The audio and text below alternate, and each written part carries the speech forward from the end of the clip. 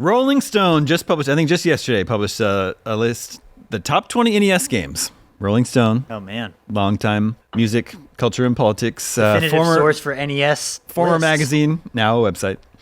So, can you imagine how much they hated the Nintendo Entertainment System in 1986?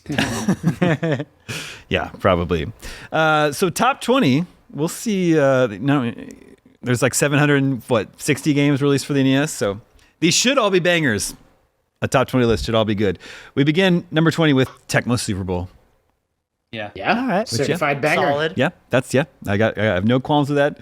That actually feels good at 20. But things go up. The sequel, so it doesn't have Bo Jackson in it. Yeah, exactly. But things get a little off the rails at 19, where they put Bionic Commando, which that's easily top 10, probably a top 5. I'm glad it's on the list. Yeah. This is a Bionic Commando podcast. That's why Game Scoop was started. Yeah, so it's a little bit hard for us to talk about this outside of that context. But yeah, at least it's on the list. I think 19 is just fine for me. I'm in agreement with Justin. Well, would you agree that at 18, Blaster Master is one better than Bionic Commando? I don't. Yeah, I mean, they're in. Blaster Master's great. Maybe this makes me a bad panelist for this show, but like I kind of don't like. There's the best of the best NES games, and there's like, yeah, these games are all great, and like Bionic Commando and Blaster Master is solidly in that like second tier for me. I don't. Once you get past the top 10, I'm like, yeah, nothing else actually matters in terms of its placement. Well, that's not Blaster Master. Did you know Blaster Master is the default? I'm asking Nick, the default video game 20 questions answer. I did not know that. Because one time I just answered all questions yes, no matter what they asked. And then they ended up guessing Blaster Master. Wow, impressive. That's how we determined the really default. cool. Yeah. Okay, number 17, Teenage Mutant Ninja Turtles 3, The Manhattan Project. Right. Sure. Yeah, sure. I don't All right. I don't know why you choose that over arcade game, but it is just a unique to NES game, and it's just a brawler. It's fine. It's no Bayou Billy. It's a little tough. Like all those brawlers is like they were just so much better in the arcade in that era. That like it's tough to recommend NES brawlers. Well, and also spoiler, there's not a Double Dragon on this list, and I was like, well, Double Dragon 2 and NES is really, really good. I think Battletoads is probably better than any of those. So. I wouldn't argue with that either. Number 16 is Excite Bike, and this is the first one I would not put Excite Bike in the top 20 NES It's games. cute. Excite Bike's fine. I played it a lot back in the day, but like... This just seems like... It's my first video game memory on the NES. I mean, sure, yeah. It's pretty limited. Yeah, you get it after like 2 minutes. Yeah, that's it, yeah. I like the little sound that it makes when your bike's about to overheat, and it goes... Yeah, I love hearing that. I just remember I have an enduring memory of that just blaring out of my television. When your temperature goes too high. Yeah. It's cute. I don't know, it's fine. Number 15. Number 15 is Super Dodgeball. Yeah, great game. Yeah. That's a fun one. It's a lot of flicker in that game. Yeah, a lot of flicker. You got to use that flicker. But each character had a different move, and that made it really fun. Yeah. It's part of the Kunio-kun. It's part of the River City Ransom. River City Ransom. Is it a spin-off? That's what those guys were doing like after they made dozens of those girl. games in Japan, and it's just one of them. Number 14 is Star Tropics. Yeah. That's an okay game. Yeah, okay. Yeah. They love really putting that map in the water and seeing all the stuff. You really need a strategy guide to play that one now. Yep. Fair warning. Number 13 is RC Pro-Am. That's a really good one. Yeah. Made by Rare. Incredible game. Very popular. They made a Micro Machines game that was based on that came out. It was an unlicensed Galoob NES game. Cool. Very good too. Yeah. I didn't know that. There's also a sequel to RC Pro-Am. Yeah. It's very, very hard to find. RC Pro-Am had a great sense of speed. Yeah. Yeah. It's just cute and fun to make an RC based car race game at this time too. Do you remember like going to like parking lots of, outdoor strip malls and people like setting up racing car tracks there? Because they did that in Arizona. I mean, yeah, I still see that. Hobby shops. Kids today still love remote control cars, Sam. I still see that. Oh, I was with some kids last weekend, and they were all playing with an embiggened remote control car. It was like a large plastic shell around what was clearly just a remote control car engine, and it was so chaotic. Because you could absolutely run over a child with it. But it didn't hurt. Number 12 is Duck Hunt, and I'm fine with that because Duck Hunt is just... Compared to an early game like Excite Bike, I bet like you could take Duck Hunt, you could set up an NES in a bar or anywhere anywhere there's a group of people and everyone would just want to play Duck pick Hunt. it up, yeah. I operate a duck hunt in San Francisco. Check this out. Cool. Here he goes. What? Oh. What? That was his Halloween costume this year. That's a good idea. Number That's a 11 good idea. is Life Force, which I love. all I'm right. not gonna argue with that, but That's like, an interesting choice. I'm a little but- surprised that they would put it that high, but that's fine. One of those arcade ports that doesn't matter because nobody played the arcade version. I think David did, as he's an exception playing Salamander. I don't think I don't know that I've never seen Salamander at an American arcade, so I don't know. Yeah. That was even released. So Life Force I is think great. they also just put out like a collection of those, like four of those. They did the games. Konami or the Gradius collection. Yeah, and it's a nice little relic of Yeah. like what could have been versus what actually released. Definitive. It's nice. Yep. Okay, so now we get to the top 10. So like you guys say, these are the games you actually care about. So number 10 is Punch Out. Yeah. Yeah, All-time that is great. absolutely. For sure. I've never been big And they on left- Punch Out, but they I left get out it. Mike Tyson. But you like Shadow of the Colossus, which is just a Punch Out like. Yeah, I'm not climbing these people. There's nothing tragic about Wait me till you get to beating. Bald Bull.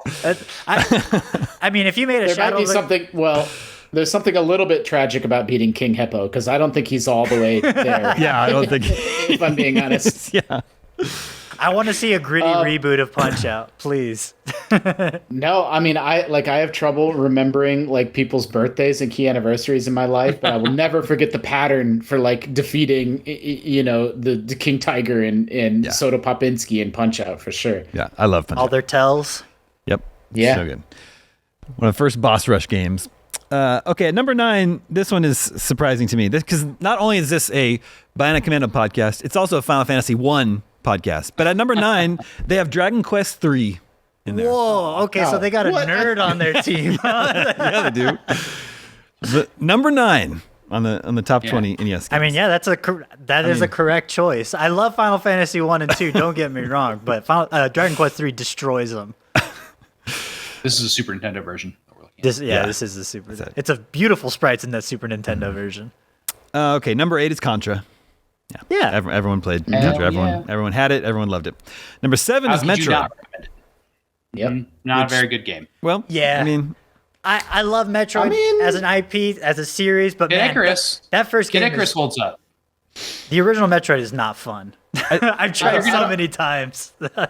I agree, right? Like I don't need to carry water for Metroid. It's fine. But I will say, like it's very atmospheric. yes, It for does an a good- NES it's- game, yeah. Yeah. Even from the Incredibly title atmospheric. screen and the music. Yep, that's exactly it. And it does a good job. It's way ahead of its time with regard to environmental storytelling. One of the only games even kind of attempting anything like that. Like it's just oppressive to play and be on this. Think how alien many planet. Nintendo Power Counselor Corner sections they sold. It's just amazing. Or how many calls to the Let me see the counselors. stats of how much money the It- Nintendo these- line made because of this game. I mean, it's cool that this and Zelda were like attempts to be like to get at the PC RPG and just like replayability and long form. There's some cheap stuff in this, like you have to grind to fill your life every Yeah. time you put in the damn code to come back. Yep. Super brutal. Great soundtrack though. Yep. Got to grind those gamers. Okay, number 6 is Castlevania 3. Great. Great game. Yep. Fantastic. Pick. All of those could be in the top 10. Number 5 is Ninja Gaiden. Terrible game. None of those should be in the top 10. I'm not a fan of No, that it's original. fine. It's fine. You can jump on the wall. It's kind of cool. Should be 19. The My cinematics. opinion should be there. The cinematics. Don't forget the cinematics. Totally good. Yeah. Number 4 is The Legend of Zelda. So wow, man, they really great. put Shadowgate really high on this list. Yeah, well, and I was going to say, you don't normally see Adventure of Link higher than Zelda, but here we are. I mean, it's still a great game. Still works today. I enjoy it. Yeah, well, if the next three aren't just Super Mario Brothers 1, 2, and 3, what are we even doing? It's hard to talk like Zelda 1, it's an old clunky NES game, right? So it's you put yourself in the headspace of being an 80s gamer. This game felt impossibly big. Yep. Right? Like just the possibility space of like I can go up, down, left or right, like the first open world game, and like you didn't know that like you could play that game as a 6-year-old, not even know there was dungeons, and then you find one and you're like, It's what the shaped fuck? like a What is swastika. yeah, there is a swastika dungeon. It's like, but what is going on? And like, it was just, Yeah. it felt endless. You know as why a this kid. aged well is because this is exactly what Breath of the Wild is based on, and I think that's great because I think this is now more accessible because Zelda's kind of walked you in baby mode for many years through this a version of this. It's not really an open world, Yep. but like a gated open world. But this is an open world like Breath of the Wild. They just throw you in the world and say, figure it out. Yep. I think this is still very playable today. Also, this game has been completely saved by save states, and not to cheat, just to like get through the game and not be annoyed. Yeah. And I think that's really wonderful. Yeah. Okay, number 3 is Super Mario Brothers. Yeah, That first one. I agree. Top 3 games. Did you see the new levels discovered? No. You might have covered this in the fix. The new Okay. minus worlds or whatever. Yeah, there's new minus worlds discovered in Mario 2 for NES, and I watched the full like 40-minute video about how they do that, and it's a lot of walking through walls backwards and going pipes before it scrolls, but it's really good. I beat over Christmas break this year. I beat Mario 1 for the first time. Yeah, Nice. that ain't easy. Just getting through 8-3 is hard, right? And then that final level, I mean, you have to know the way maze. through it. It's not too bad once you know the way, but it's kind of a pain in the ass, and you're usually jumping over Bowser as a little guy, and if you're doing that, you have a chance of dying. That's exactly what it was. I mean, look, the game's not that hard. Like, I sat down, I'm like, I'm going to beat Mario 1. It took like 25 minutes. Like, it was completely fine. But like, when I was a kid, that maze in 8-4 just felt insurmountable. It felt impossible. So 8-3 is really hard, though. That level sucks. This is one of those 8-2 games is not where I was like, yeah, of course I've beaten the original Super Mario Bros. But then the more I thought about it, I was like, I don't think I've ever done it by playing every level. I always use the skip to get ahead. So I had to go back and play through it all. You're right to invoke 8-3 too, because the hammer bros on that level are just completely unfair. Yeah, I love when they start adding the full wall outside the castle, and it's like, man, what a game! Yep, awesome game. Also, it's not that much of a stretch to say without Super Mario Brothers 1, there's no video game industry today as we know it, right? Because everyone, this is the game that made the NES a success. Yep. We wouldn't have Bubsy. We wouldn't have Bubsy. Okay. Well, so number 2 is going to be Castlevania 1, and then number 1 is going to be number 2. What is number 2? I know number 1. I don't know what number 2 is going to be. Mega Man 2. Okay, I was like, okay, there's no we Mega haven't Man? gotten There you Mega go. Man 2 yet, so I would assume it's going to be there. And you know what number 1 is. Mario Brothers 3? Which means there's no Mario 2 on the list, but I would absolutely consider Mario 2 Hell yeah. to be one of the You top gotta 20. pull NES vegetables games. somewhere. Yeah. The original Castlevania is absolutely in the top 20. I would agree too. I would agree with you. Music, perfect game. I would accept 2 Castlevanias on there. They got 2 Marios. Why can't they have 2 Castlevanias? What the heck?